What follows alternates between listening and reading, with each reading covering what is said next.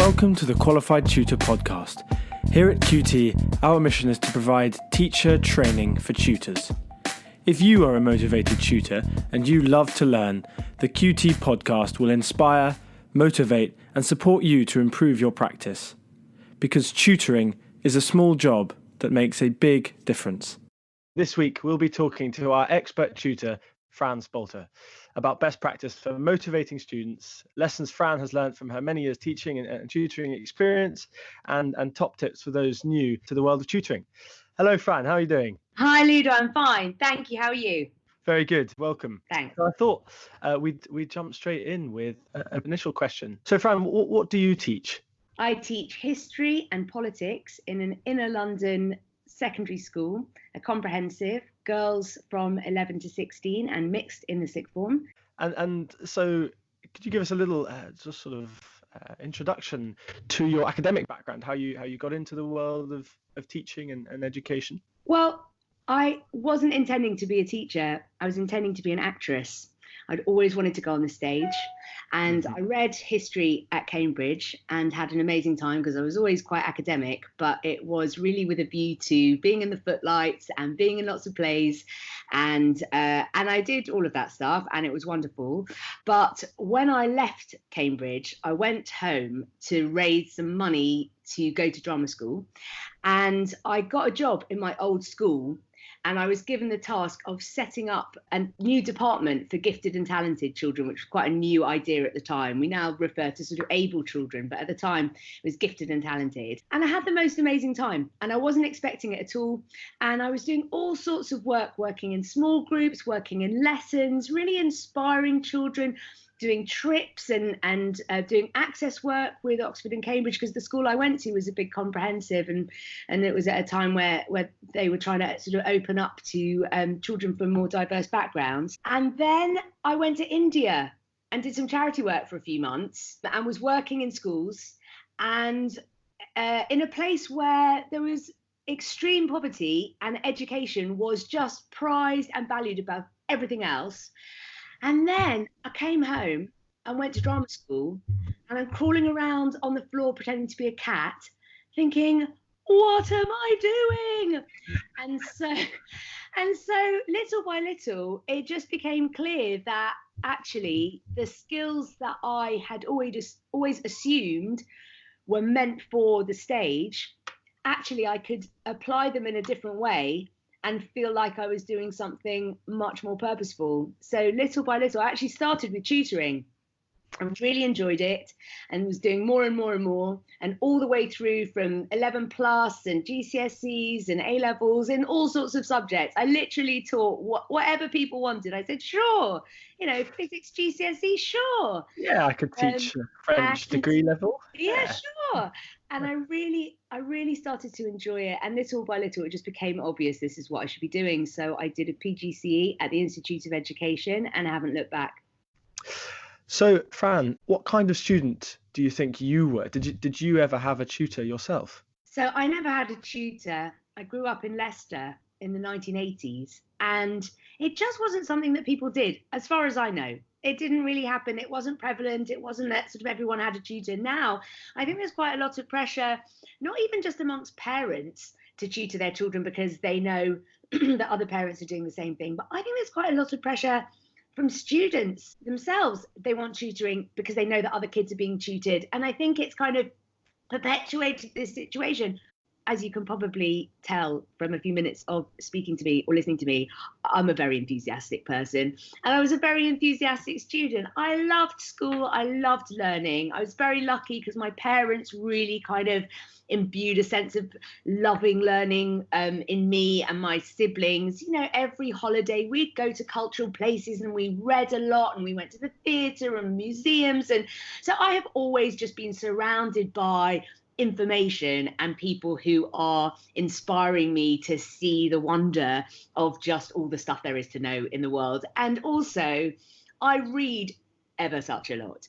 And I tell my students all the time, I mean, most of what I read is fiction, but I tell my students that most of what I know about the world is from reading, and how wonderful to have a hobby where the more you do it, the cleverer you get, and the more you know about the world. I mean, it's just I love reading. And so I'm constantly learning. I love learning. My children get so annoyed with me. They say, "Stop teaching us things, mummy." I can't help it. So I was like that as a kid, and I had amazing teachers at school. It was not a pressurized environment at all. What do you enjoy most about your teaching and your tutoring? I really enjoy preparing young people for the world and showing them how being able to learn stuff is the best preparation for the world.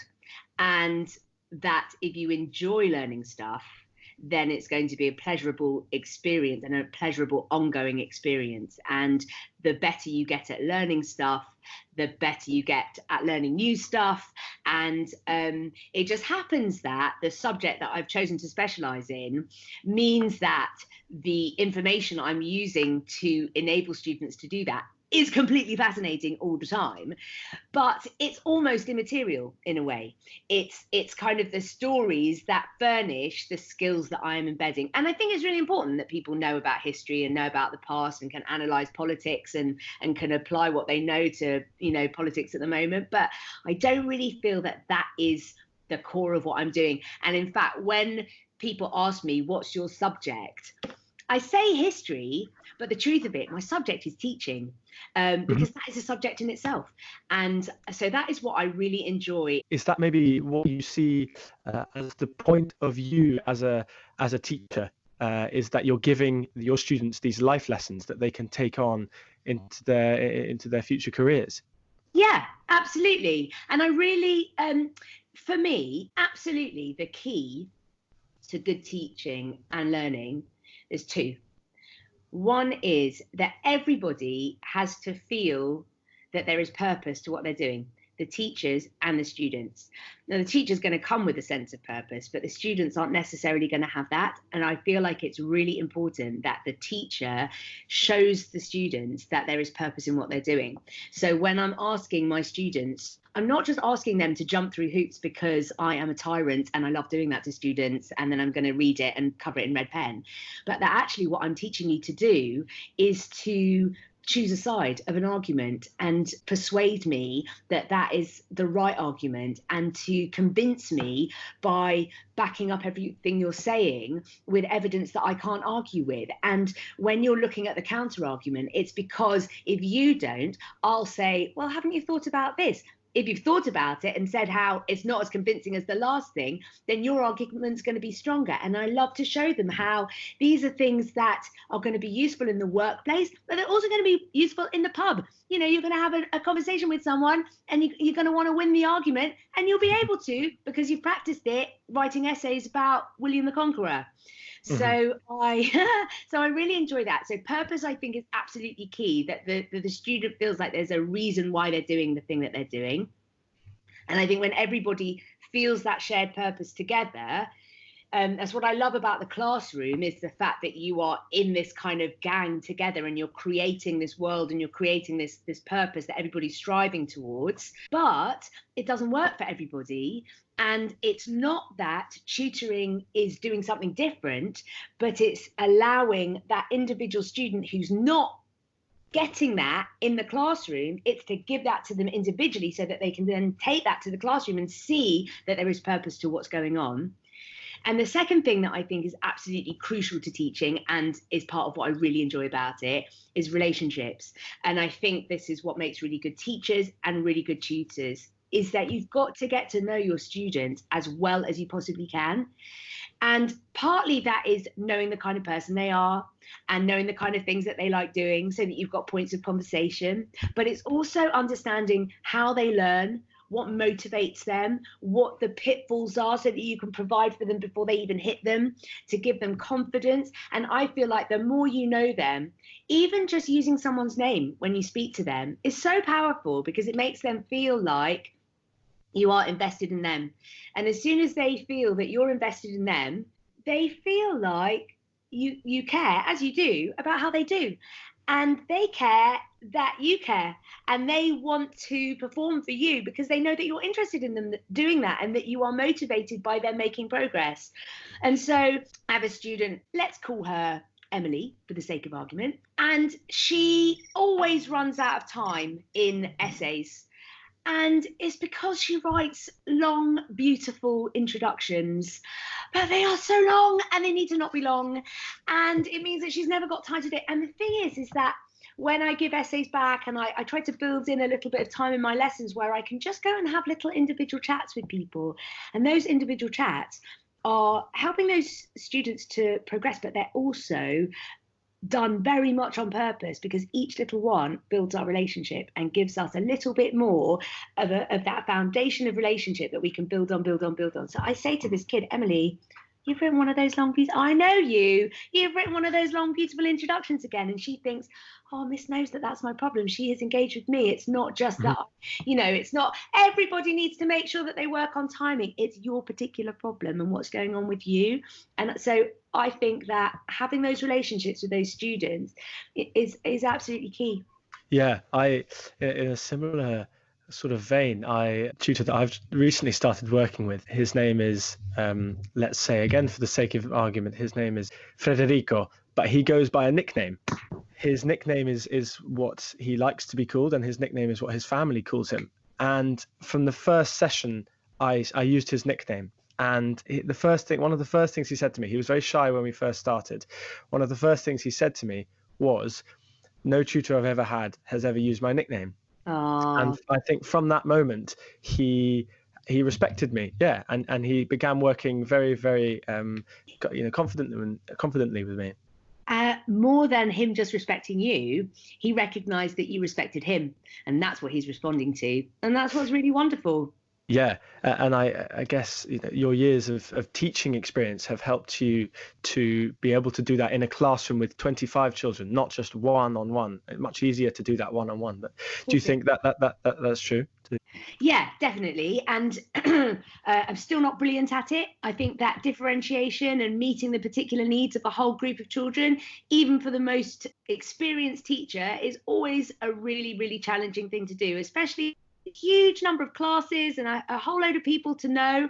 But I think it can be done. And the thing is, if you recognize how important it is, you are motivated to do it because you know it's going to be part of progress, and that's what we want from our students. And it also means that things like feedback is so much more meaningful. When I write on someone's essay, how they're doing, and it is directed specifically to them, and it's worded in such a way that I know is going to speak to them, it is so much more likely to be impactful, and then I'm doing my job better, so it's worth it. But it's still really challenging, and that's so often, I think, why kids need tutoring, because even the teachers with the best will in the world can't necessarily cater to everybody all the time.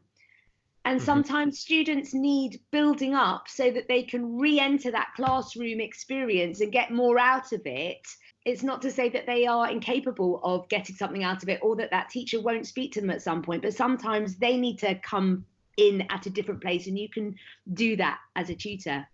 Fran, the next kind of topic that I really wanted to touch on here with you is if you find that a student of yours during tutoring sessions is struggling to understand the point, really is finding it hard to flick that switch and to make that jump, what are your top tips for remedying this? Well, the first thing I would say is that learning both knowledge and skills is all about stepping stones. And our role as a teacher and as a tutor is to realise, to work out which stepping stone our student is on and where they need to get to, and what the stages are between where they are and where they need to get to, but also to make sure that they actually have everything they need to be where they are. And so I think that sometimes we actually need to go back a few steps as well, and to make sure that the foundation of knowledge and skills that they've got to support them in where they are so that they can move forward is really, really strong. So I think sometimes going back a few steps in order to then make really good progress going forward is a really good idea. So I think the first thing is working out where your student is, where they need to go. And it's all about breaking down into the smallest possible chunks. You don't want a student to be leaping from step to step. You want them to be moving in a way that feels safe and secure and as risk-free as possible. Students don't like the feeling of getting things wrong. It makes them feel vulnerable. And so we want to give them confidence by showing them that they actually can get things right, and that the way to progress is not in leaps and bounds, but in tiny incremental steps. So that's the first thing I would say. And the next is to make sure that the way forward is scaffolded. So you want to make sure that, you've produced a worksheet, or even that you've just thought about what guidance your student will need to be able to make that progress. So, for example, if they're writing an essay and they can't see how to sort of fit the information into an essay, breaking it down into its constituent parts and explaining the purpose of each part to what you're trying to achieve altogether. And I'm sure it's the same with learning language or learning how to do something in science or an equation in maths. It's about making sure that the steps are well scaffolded so that the student is safe and secure as they move up. The next thing I would say is modeling. So I've mentioned it before. Students can feel like the things that we're asking them to do are too abstract and they don't know what that actually looks like in concrete terms, the thing that we're asking them to do. So show them what it looks like. Do it for them. Do an example for them, or do a similar example, or talk about an example. Show how you would go about answering the question, or even a step back, how you would go about working out what the answer to the question is. All of those things are invaluable because we're showing students that we're all learning all the time. And this is a process that we have to go through too. And the last thing I would say, or two more things. One is to show that there is relevance in what they're doing. And I've talked about that before, purpose. Sometimes a student can fail to get something because they feel like it's pointless. And if they see that there is relevance to it, they're much more likely to try doing it because they'll see that it will benefit them. And I think sometimes as tutors, we need to show that to them. And the last thing is giving them safe opportunities to have a go. You want to create an environment, and this is why relationship is so important as well. You're talking about Federico and the fact that, you're on nickname terms with him and he feels comfortable in your presence. So he's more likely to have a go because he knows that if he misses a hurdle, you're there to support him. But also recognizing that making mistakes doesn't matter because actually that is part of learning. We can say, well, that's not how to do it. So we can eliminate that and have a go at something else. Creating an environment where it's safe to have a go, and also praising when students do make a little bit of progress, even if they haven't got to the place where they need to get to. If they feel praised and valued all the way on that journey to that thing, they're much more likely to carry on having a go. So there we go. Those are my tips. Yeah, the two really important points I think you touched on there amongst the five, or maybe six you made. I lost count. There were so many good points there. But the first one is certainly, and perhaps this applies more appropriately to younger students. But yeah, this positive feedback, this feeling that they have got something right, and that's really worth a celebration. Yeah, and definitely. The students I have that. You were right. Even if they haven't got to the point where they're able to answer the whole question fully, if they are able to, suddenly they write a really good introduction. That's really worth your time, giving them the celebration, giving them the positive feedback. And I think one of the top tips I have learned in the last year of tutoring that I've done is do the answer with them. When you set as a student a task, don't just sit there and watch them. Sometimes they can find that a little bit overbearing. Do the answer with them. You're not necessarily a teacher in a teaching environment. You're sitting next to them. You're doing the answer with them. They can relate to that much more. So that's that's certainly something that you just mentioned. So we've looked at maybe how to help students, but now we're going to shift the direction slightly. So what are your top three tips for young tutors who are starting out in the business? Here they are. And I have genuinely limited myself to three. I get carried away, but I have. So the first is, not surprisingly, get to know your student. And the way that I have thought about this is through assessment. Now, it doesn't mean giving them a test. It means assessing where they are And who they are is part of that. And so getting to know them, getting to know where they are, you could do this through writing a questionnaire that you give to all of your students that have questions on about sort of what their interests are and what they enjoy in school, describing a teacher that they really like. You can learn all sorts of things from things like that about how they like to learn, what kind of activities they like to do. All of these things can be really instructive for you as a tutor, showing you how to prepare for those lessons, but also it gives you an insight into what kind of kid this is. So getting to know them by assessing them as quickly as you can from the beginning, that's my first really key idea. The second one is about planning, making a plan with your student so that they have ownership over this whole process and they can see that there's a direction that they're going in. So you need to plan in the short term. What do I need to do sort of lesson by lesson? But also you need to plan in the long term. What is our long-term goal? What do we want to achieve together in these sessions? And then you've got something that you can measure progress against. So I think that's really valuable. And the last thing is evaluation, self-evaluation. And I think it's something that we need to be doing as tutors, but it's also something that we need to be encouraging our students to do. So creating an environment in that tuition session where everybody is evaluating what's going on. So the student is evaluating their learning. That means that they recognize when they've made progress. And we've already talked about sometimes progress is a little process. It's not we've achieved the big goal. And if we encourage students to be evaluative of what's going on, they might recognize that they've made progress. Also encouraging them to be evaluative means that they can stop a lesson and say, do you know what? I don't think I get this. And I think we need to go back a couple of steps until I do. But being evaluative yourself means that you're constantly going to get better at teaching and constantly get better at tutoring. So just spending a few minutes at the end of each session thinking, what went well?